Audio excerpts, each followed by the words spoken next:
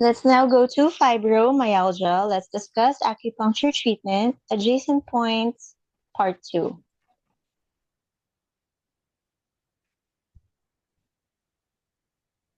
You can see the different energetic depth of the yang channels also in the shoulder.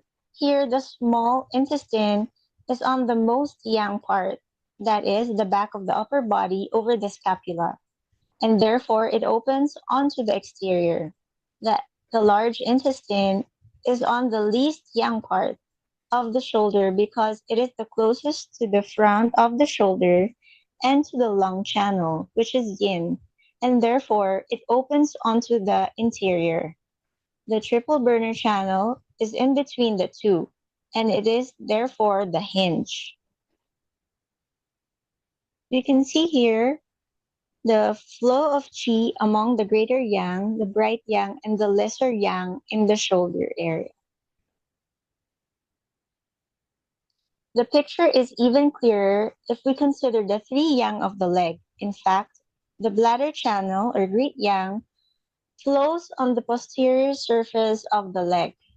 The stomach and the bright yang channel flows on the medial side, and indeed in the trunk, it flows on the abdomen and chest, a yin surface.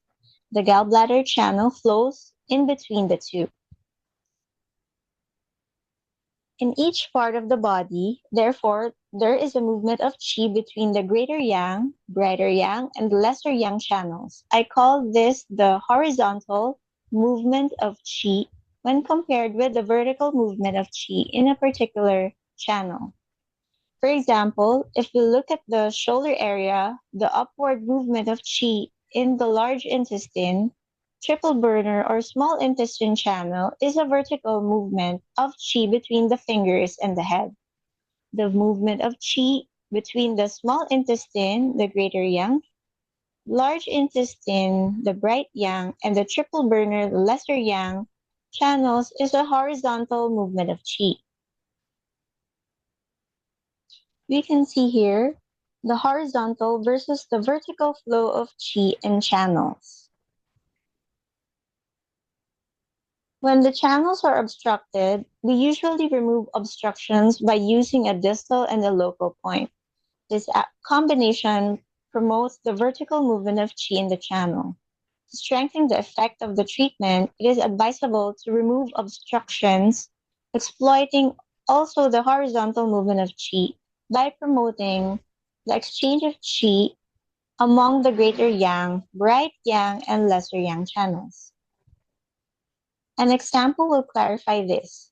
Let us assume we are treating a shoulder problem occurring clearly along the large intestine channel, and we therefore use Li1, the Shangyang, as a distal point, and the Li15, the Jianyu, as a local point. This combination has the effect of stimulating and ascending and descending of qi along the large intestine channel, which will result in the removal of pathogenic factors. I call this the vertical movement of qi in the body.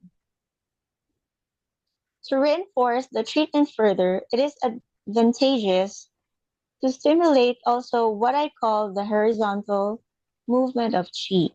That is, that among the greater yang, which opens onto the exterior, the bright yang, which opens onto the interior, and the lesser yang, which is the hinge.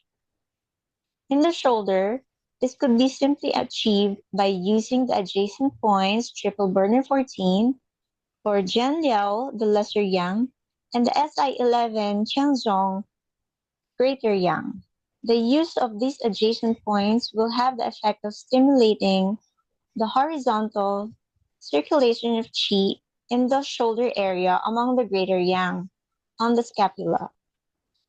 The lesser yang and the bright yang, this will contribute to the elimination of pathogenic factors from the area.